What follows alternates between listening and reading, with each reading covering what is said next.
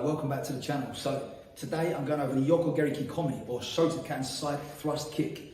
I'm going to break the kick down into a few different parts to make it a little bit easier to understand or to improve and develop your own kick. I'm going to give an exercise or a few exercises in order to improve the kick that you can do at home or at the dojo or in your classes.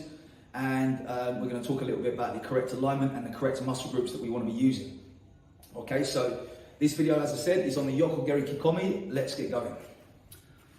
Alright, so the first thing I want to do is get the kick chambered in the right place, because this is probably the number one problem that I find when I'm teaching in my dojo and also in other dojos, is that the chamber position for the kick, at least in the way that I like to do it, is kind of wrong for the path of the kick. Okay, if I'm making a side thrust kick, a Kikomi, I need to involve the glutes and the hips, the muscles of the glutes and hips, right? And I need to have a hip extension. The hip needs to extend into that kick in order to generate the power for the kick. So I'm going to use the wall at the moment. We're going to take the balance aspect completely out of it, and we're just going to do a little exercise to develop the kick to start with, okay? So the number one tip I like to give is to show the hip to the opponent this way. Show your glutes towards the target, okay? In order to do that, I want to turn my supporting foot so my heel is facing them as well. Okay, heel facing the target and then hips facing the target. I then want to chamber my kick in front of my body here. Okay, as I turn my supporting foot, it then brings my heel up a little higher so I can deliver that kick out to the side this way. I want to get my heel and my glutes and my back and my shoulder all lined up in one line. I don't want to have my hips sticking out the back this way, because then we've lost that structure of the kick. Okay, so the first exercise, like I said, hold onto the wall or something, or a chair, whatever you want to use, turn the foot away, or heel towards the target, knee up in front, and deliver the kick this way, okay? So that's it, extending that hip, this way, extending. Trying again, like I said, to get a straight line down my body, heel through my hip and into my shoulder. I don't want my kick to come into this space at all. I don't need to bring my foot around, because this becomes my Yoko-Geri. So all of the entire kick for Kikomi, Yoko-Geri Kikomi, happens on the inside here, this way. Deliver and back to the front. I also like to compare this kick to a front stance, or a Zenkutsu Dachi, like a forwards leaning stance that we have in Shotokan and in many karate styles. So this is our position, leaning away from that front stance. And this is the same kind of position I want to get for the kick. So my back foot is turned away, my heel is turned in, and the glutes and hips and everything are lined up. So it's just a front stance, but up in the air, same feeling, okay? So that moves us into our second exercise, where we are going into Zenkutsu Dachi, or front stance. From this position, again holding onto the wall for balance at the moment, chamber, send, back, into that position here, send, and back. So it's very close almost to an Ushiro-Geri. I'm turning my hips right over and sending the kick almost behind me. So again, Zenkutsu Dachi there, pick up, send, back, pick up, send, back, getting that hip extension every time. Now the third thing I want to do is take it into a basic form, or a Kion form, so a fundamental training exercise. And I want to make a slight difference to the classical or traditional way that it's generally taught in Shotokan dojos. So what we'll often do is get into Kibidachi, and in the kind of grading syllabus you step across the front here, and then you pick the kick up and send that Kikomi from that position. What this does, however, is it encourages the knee to chamber in the wrong place. If I'm here, I'm almost blocking this leg, so it's encouraging me to bring the kick around like I'm a washi. So what I like to do instead is have the foot come behind. Because now we've gone back to the previous thing about getting the hip shoulder to the target. Now my foot goes behind, and now my knee is chambered in the right place for me. Yeah?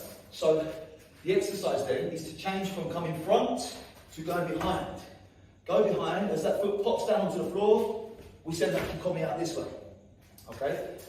It's just a slight adaptation to the Kion that we normally practice. We can then take it into a more free-flowing kind of feeling, where I'll be here, you may be at a Kamae position, and I'll skip the back foot through, like the Bruce Lee style side kick that he's famous for.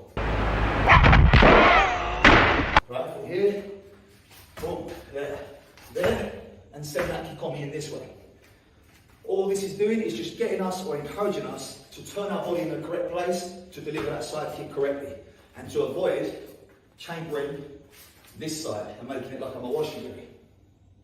So now the difficult part is taking it from a front stance, because we don't have the benefit of getting our hips lined up as a result of that foot sticking through the back. So what I want to do now then is think about chambering this knee across to this hand. Okay, this is my next motion here. Chamber here. I want to come across the centre line of my body. Okay, so like I said earlier, I don't want the kick to happen in this space at all. Okay, this area here, the kick doesn't want to get into there at all. So I want to come across here, rotate that supporting foot, and then drive the kick from that position. Okay, so from this position here, knee comes up, rotate.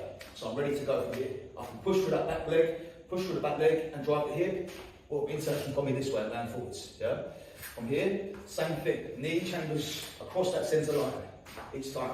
Across the centre line. Lined up, ready for that kick to drive out to the target.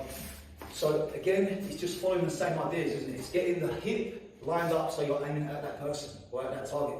From here, over. Hip facing the partner or the opponent. Then extending the hip down this way, whoosh, and then coming back down. The kick doesn't have to be high. People struggle when I'm teaching. People are struggling to kick and they're trying to kick up here all the time. They're sort of getting their kick and they can't get it.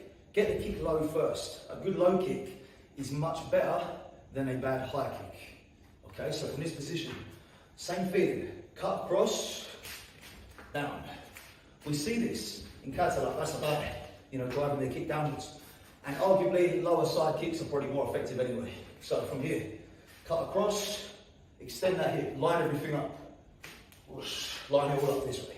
So the next thing I like to try and use to develop my kicking power and the feeling within the kick, at least on the impact, is using a target. I've got a setup here that's not ideal. Better to have someone holding it for you, but this is what we got when we are on our own. Okay, so from this position, I'm going to place my foot onto the pad. Okay, same as I said earlier, hip turn over, knee slightly bent, and from that position, I just want to push, push, push, and push into that pad. So I have that feeling of pressing here. Yeah, the back foot is slightly bent. I don't want to have this front foot straight because that's never good for the knee, and we've got nothing left in the kick. Okay, so from here, legs are bent, and I'm just extending the hip, just a kind of a little pulse with the hip, that feeling. Okay, so that's the kind of last 10% of the kick we are training. We're just kind of getting used to that full extension at the end of the kick.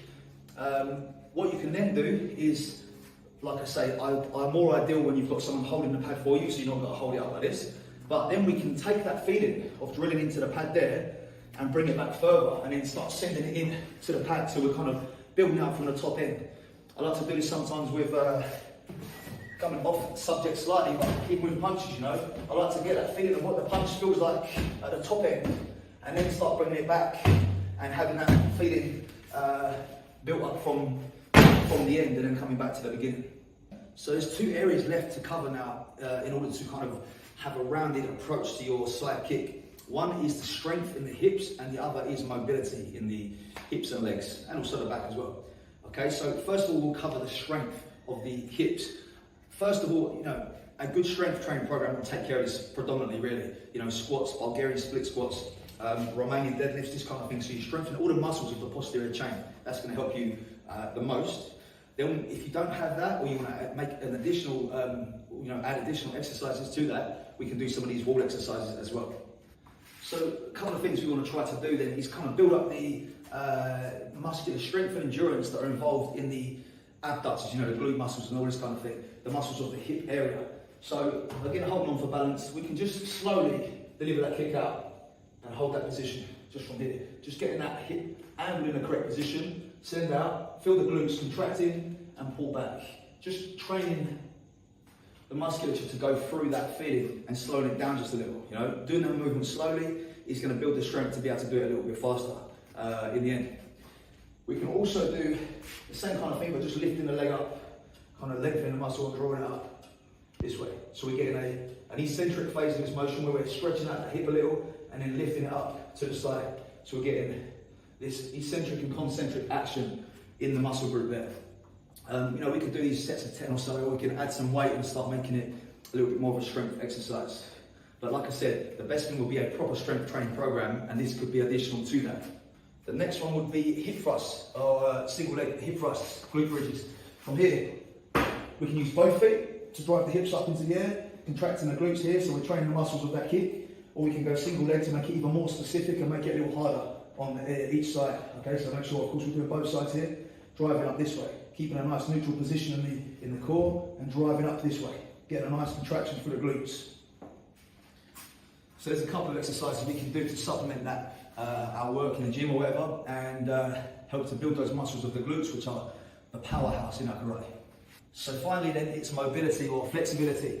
What I want to do is think about the areas of the muscle, the areas that we need to kind of focus on is going to be the hamstrings, it's going to be the kind of midsection of the lower back.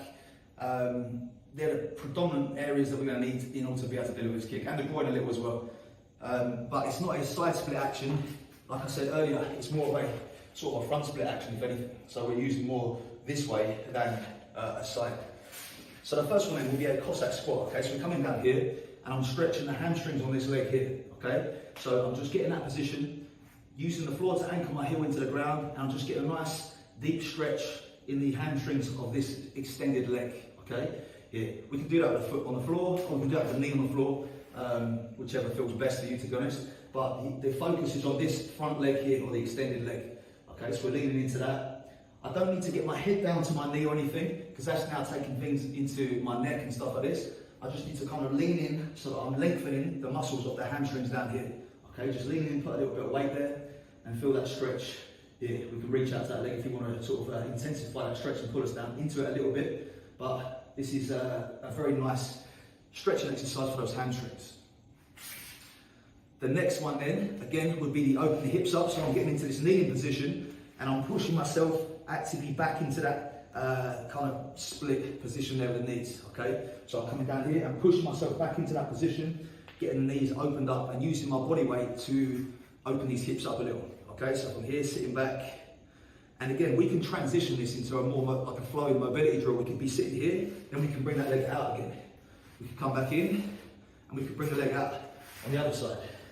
Now we can make it more of a flowing mobility type motion. So we're getting a lot of things done at one time. You know, it's more time efficient, and it's also building up that kind of range of motion and mobility. So the last one I said was the lower back. Okay, I'm going to do two things for this. I want to be coming down to the floor here and just arching that back up this way, okay? Because we have a bit of a back extension sort of action in that kick from here. So we're coming down, taking a breath, and breathing out as we come up. This one will be a nice motion to get that back ready or to improve your mobility in your back for this kicking exercise. Finally then, we're going to do a similar thing. We're going to lay on our front, arms extended to the sides, and I'm going to take my leg up and over. So we get a rotation now, this way. Okay, from there, lift the leg up and over to the side, trying to keep my body as close to the floor as possible and getting a good stretch in that lower and mid back. This way. Alright, so there is a few ideas really and tips on how to improve your Yoko-Geri kikomi, or your Shokan side thrust kick, your karate side kick. Let me know how it goes. If you have any questions, leave them in the comments. If you've got any suggestions for other exercises, also leave them in the comments. I want to mention my partnership with Art Martial Clothing. They are producing these martial arts inspired clothing items, really nice stuff. Check it out. I'll put a link in the description of this video with a discount code for people who are making a first time purchase. It's going to be 20% off, so that's quite a significant discount there. They've got some lovely stuff to train in, so check it out. If you haven't subscribed to the channel already, please do so, and I will see you in the next video.